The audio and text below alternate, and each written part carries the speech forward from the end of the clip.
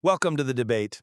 So imagine trying to build a three-story house, but you have to melt the dirt beneath your feet at 2,500 degrees just to build the walls. Oh, and a single speck of dust can completely destroy your cooling system. Right, exactly. And that is the $20 billion gamble NASA is currently taking at the lunar South Pole. We're recording this at a definitive turning point in human history. Just recently, the Artemis II crew, Wiseman, Glover, Koch, and Hansen, executed this flawless 7-hour lunar flyby. Yeah, breaking the Apollo 13 distance record, they traveled nearly 249,000 miles from Earth. We are definitively back at the moon. But the question of what we do now that we have arrived has suddenly become, the most fiercely contested issue in aerospace. Because under Administrator Jared Isaacman, NASA has executed a drastic strategic pivot. They are entirely canceling the Lunar Gateway. The planned orbital space station. Right, the one that was supposed to safely circle the moon. Instead, NASA is reallocating those components and committing $20 billion over the next 7 years to build a permanent, 3-story lunar base directly on the moon's surface. And I'm going to argue today that abandoning the orbital gateway to aggressively pursue a permanent surface foothold is the necessary, bold step to spur a competitive, commercial space ecosystem and force the development of deep space technologies. And I will argue that canceling the gateway in favor of an immediate surface-first base is a highly precarious strategy. It abandons international partners, relies on massive, unproven environmental assumptions, and dangerously compounds the technical risks of an already incredibly complex program. So, look back at the Apollo missions. For all their historic glory, they were essentially, highly sophisticated camping trips. You pack everything you need in a single vehicle, you stay for a few days, leave your footprints, and you go home. Sure. But this new Artemis pivot is entirely different. It is akin to laying the foundation for a permanent port city. By canceling Gateway and going straight to the dirt, we are finally asking the critical question: are we ready to stop hovering safely above our goals and actually build on them? Building a port city requires a deep understanding of the shoreline, though. Right now, we are proposing a massive construction project on a shore we barely comprehend. You are calling the Gateway a safe hover, but that safety net is exactly what makes sustainable exploration possible. Is it? Yes. We are talking about the lunar South Pole. We are dealing with permanently shadowed craters, relentless cosmic radiation, severe thermal extremes, and highly abrasive lunar dust. An orbital station provided a necessary staging ground, a place to abort to, a place to aggregate resources, before committing humans to a permanent surface habitat. See, you're calling it a safety net, but I see an orbital toll booth. Let's lay out exactly what this $20 billion surface-based strategy entails, because it perfectly aligns with Administrator Isaacman's assertion that the goal is not flags and footprints. This time, the goal is to stay. But at what cost? Well, look at the logic. It's a 3-phase approach. Phase 1 relies heavily on CLPS, Commercial Lunar Payload Services. We are basically hiring private companies like FedEx to figure out the delivery mechanics of heavy machinery to a gravity well, testing mobility, and uncrewed surface operations with lunar terrain vehicles. Which assumes those commercial providers can handle the massive payload requirements of surface infrastructure. They will have to, because Phase 2 brings in our partners at JAXA to develop semi-habitable infrastructure. And finally, Phase 3 delivers the continuous 3-story human foothold. Okay, but what makes this pivot so brilliant is that by taking the components originally meant for the gateway and putting them on the dirt, we intentionally remove the safety net. We force the rapid maturation of essential technologies, like the Space Reactor 1 Freedom nuclear system. We just can't build a sustainable future in space by lingering in orbit. Wait, before you get into the physical bricks and the nuclear reactors, look at the immediate diplomatic friction. The sudden cancellation of the Lunar Gateway leaves our international partners, especially the European partners who invested heavily in designing and budgeting for orbital modules, essentially holding the bag. Space exploration in the 21st century is fundamentally collaborative. When you spend years designing a multilateral architecture around an orbital station, and agencies across the globe allocate their budgets to build specific modules for it, a sudden unilateral pivot to a surface base completely undermines global collaboration. It tells the world that NASA's strategic roadmap is volatile. I mean, I disagree on the long-term value equation for those partners. Yes, the sudden shift creates short-term diplomatic friction, but building a competitive commercial ecosystem on the lunar surface is ultimately vastly more valuable to the global economy than maintaining an orbital station. How so? Think about the Lunar Gateway conceptually. It was essentially building a massive, expensive parking garage in orbit and then asking companies to figure out why they want to park there. Moving straight to the surface creates the actual destination. It builds the theme park. By reallocating those funds to the surface, we force the market to develop real infrastructure where it actually matters. It creates recurring demand for surface missions. Your parking garage analogy fundamentally misunderstands the physics of space travel. The Gateway wasn't a parking garage. It was the base camp halfway up Everest. Right, but It is standard operational practice in harsh environments to establish a fallback position. Isaacman's plan calls for crewed landings every 6 months using multiple commercial launch providers. You are moving directly to a high-cadence surface schedule, relying on commercial partners who are still proving their lunar descent capabilities and asking them to deliver heavy infrastructure straight to the bottom of a gravity well. the logistics chain only snaps if we have to bring every drop of water and every breath of air from Earth. But we aren't. And that is exactly why the entire base architecture hinges on the South Pole, in situ resource utilization, or ISRU. Right. The strategic decision to build at the pole is predicated on the constant sunlight available on crater rims for solar power, and crucially, the presence of water ice in the permanently shadowed craters below. Which brings us to the exact reason the scientific community is expressing such profound skepticism. We aren't flying blind here. Look at the 2025 Prime 1 mission, the Polar Resources Ice Mining Experiment. NASA has actively put technology on the lander to drill into the regolith, extract ice, and analyze it. We are aggressively testing the extraction of the exact resources this base will need. Prime 1 is a fantastic technology demonstration, I agree, but demonstrating that a drill can function in a vacuum is radically different from proving the existence of a viable, industrial-scale water reservoir. Our state of knowledge regarding the abundance and location of lunar ice is frankly terrible. Well, we know it's there. We know there are hydrogen signatures. We know there is water in some form, but we absolutely do not know if there is usable water there. Water ice on the moon isn't like an ice skating rink. Right, it's mixed with the dirt. Exactly. It's grains of ice mixed with jagged dirt at minus 400 degrees. But usability is just an engineering problem. The Prime 1 mission uses mass spectrometers, essentially vaporizing the dirt and weighing the molecules to positively identify water and other volatiles. Once we map it, we design the filtration and processing systems to extract it. It is a foundational environmental reality, not just a downstream engineering tweak. You are building a $20 billion house based on the assumption that there is a well in the backyard. But we haven't even proven the water isn't heavily contaminated with toxic heavy metals deposited by asteroid impacts over billions of years. Look, Or that it isn't trapped in physical states that require more energy to extract than they provide in utility.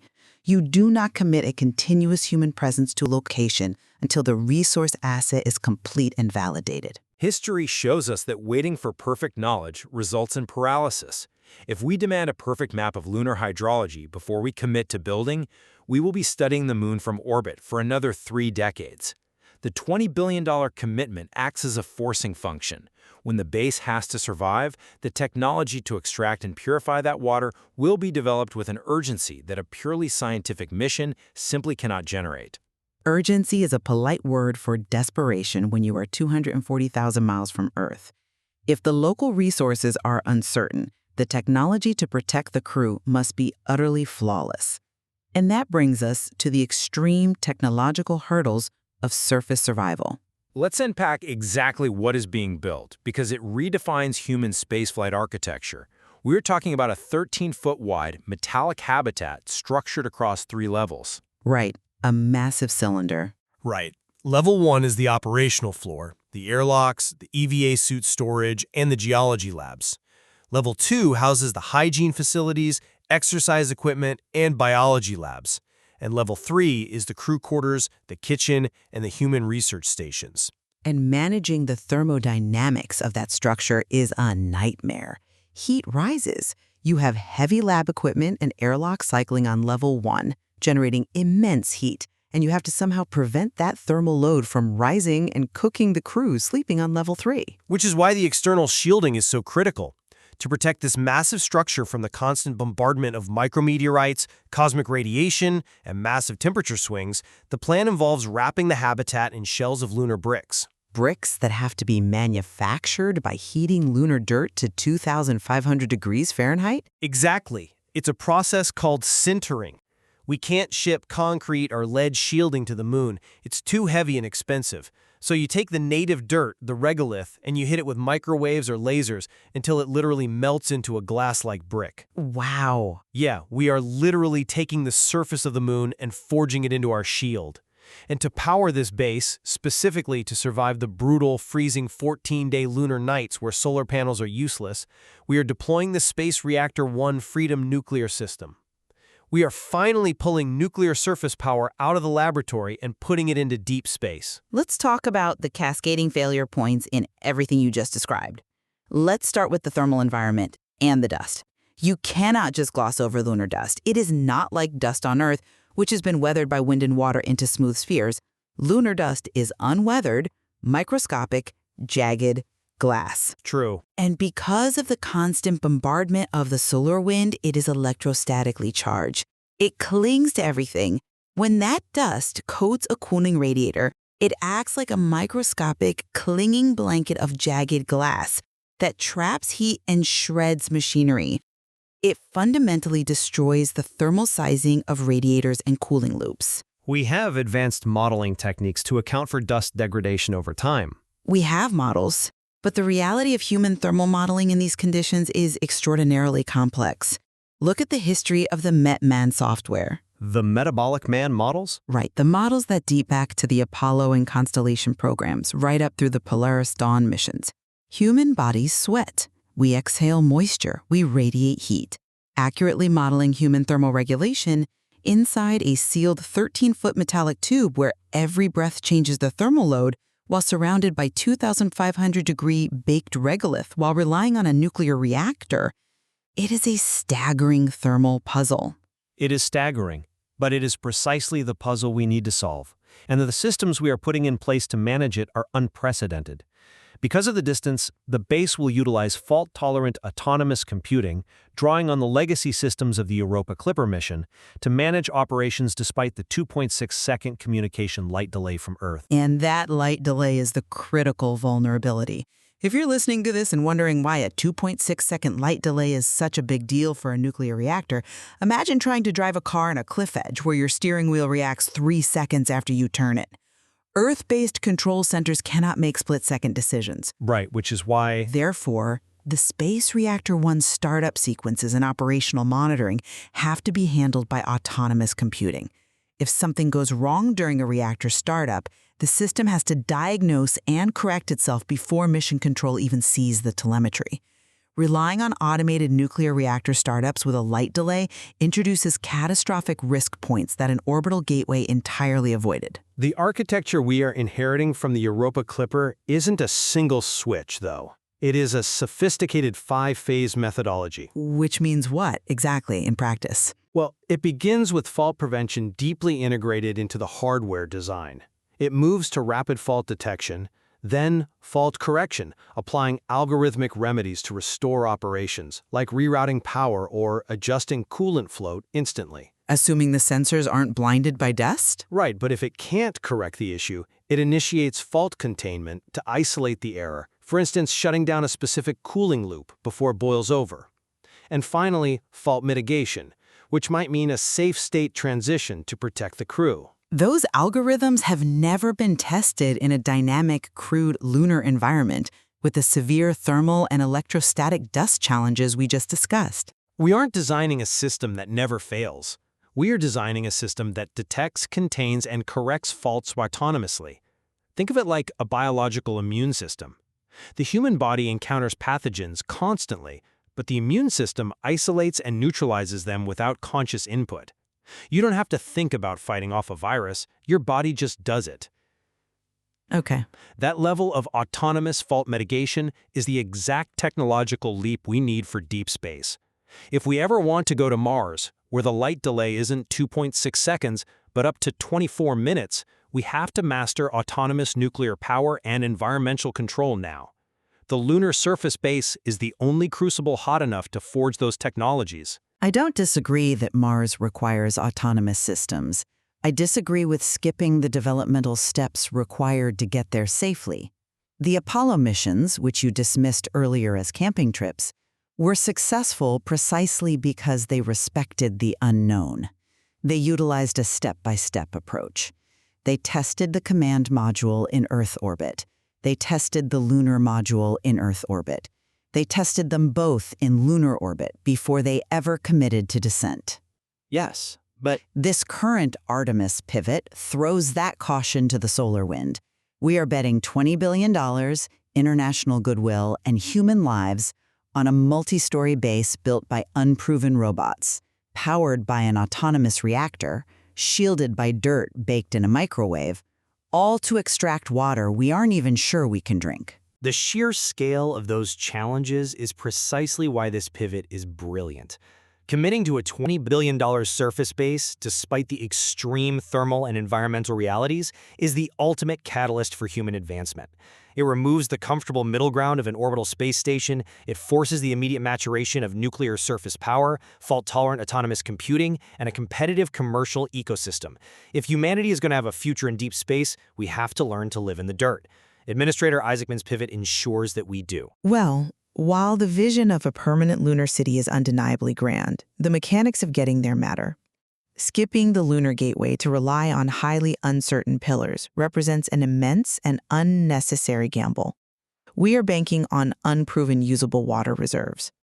We are banking on untested 2,500-degree regolith shielding holding up against a hostile thermal and radiation environment. By rushing the surface architecture, we unnecessarily risk the safety of the program and the vital international partnerships that should be the bedrock of exploration. I think where we converge, however, is on the magnitude of what is happening right now. With the stunning success of the Artemis II flyby, the era of flags and footprints is definitively over. Whether we stage in orbit or build directly on the South Pole, the technological ambitions we've discussed today, from complex human thermal modeling to autonomous nuclear surface power, will fundamentally change the trajectory of spaceflight forever. Absolutely. The technology being developed will redefine our relationship with the solar system. The only question is the pacing and the pathway we take to deploy it. And that is a question the source material leaves open, and one we will leave to our listeners to ponder.